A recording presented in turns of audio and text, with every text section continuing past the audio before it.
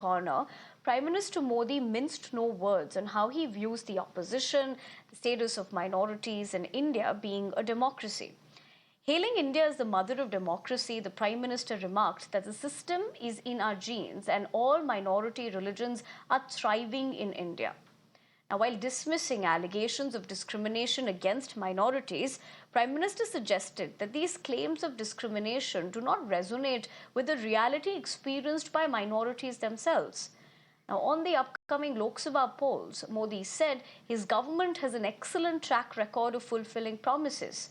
He said, and I quote, "By the end of the second term, even the most popular governments start losing support. Discontent towards government has also increased in the last few years in the world. India stands out as an exception where popular support for a government is increasing," is what he asserted.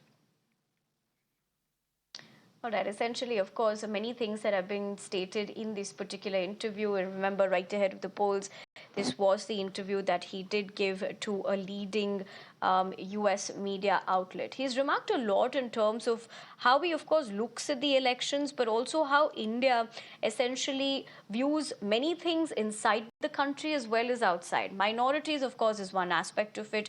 The fact that he's also spoken about all religions, according to him, are thriving in India, considering while also hailing the democracy. But he's also gone on to talk about India's economy. He's spoken about how things have changed since he came to power. In fact, he's also spoken about the competition with China in this particular interview.